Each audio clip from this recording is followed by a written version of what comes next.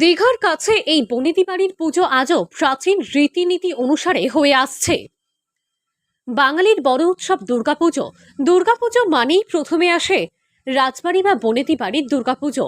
নিয়ম নিষ্ঠা, সাবেকিয়ানা ও ঐতিহ্যের পরম্পরা আজও বর্তমানে বনেদি বাড়ির পুজোগুলিতে কিছু নিয়ম কানুনের বদল ঘটলেও প্রাচীন ঐতিহ্য সযত্নে লালিত হয় বর্তমান প্রজন্মের হাত ধরে।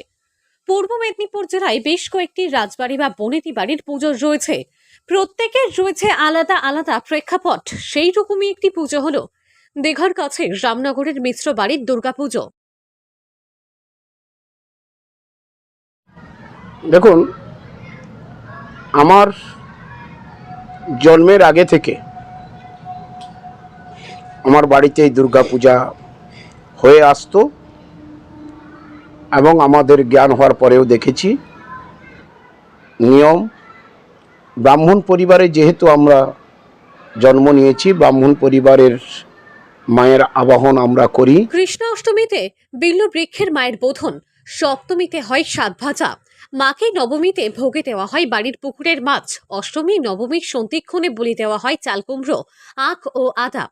রামনগরের মিশ্র বাড়ির দুর্গাপুজো প্রাচীন রীতিনীতি ও ঐতিহ্য নিয়েই হয়ে আসছে।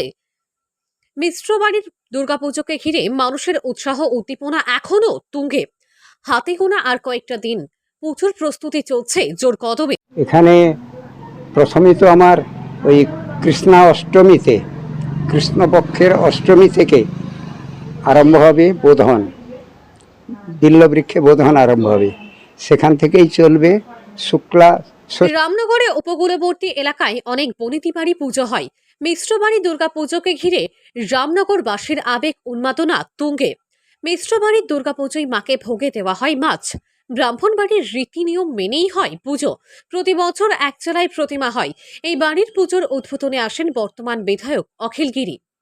এই বাড়ির বর্তমান সদস্য বিশ্বরঞ্জন মিশ্র শোনালেন সেই পুজোর ইতিকথা। তিনি বলেন, বাড়ির পুজো কত বছরে পড়ল তা জানা নেই। আনুমানিক প্রায় 150 বছরের পুরানো এই পুজো। মাঝে বাবা মায়ের মৃত্যুর পর কয়েক বছর পূজা বন্ধ ছিল। তারপর আবারও নতুন উদ্যমে পুজো শুরু হয়।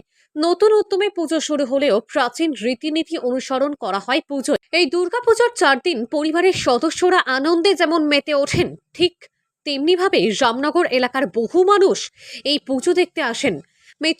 মিশ্র বাড়ির সদস্যরা জানান, বংশ পরম্পরায় এগিয়ে নিয়ে যেতে চাই। বাড়ির কুল পুরোহিত দীননাথ পানিগ্রাহী বলেন, ঐতিহ্য ও রীতি মেনে প্রতি বছর মিশ্র বাড়ির পুজো হয়ে আসছে দীর্ঘদিন ধরে। মহালয়া থেকেই এই পুজোর আহ্বান শুরু হয়। মিশ্র বাড়ির পুজোয় সপ্তমীতে 7 ফলের ভোগ ও মাছের ভোগ রীতি প্রচলিত আছে।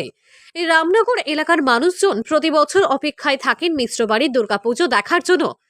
ঠাকুর দালানে শুরু হয়েছে প্রতিমা গড়ার কাজ, জোর কদমে শুরু হয়েছে প্রস্তুতি। পূর্ব মেদিনীপুর জেলার রামনগর থেকে সৈকত শের রিপোর্ট, লোকাল 18 বাংলা।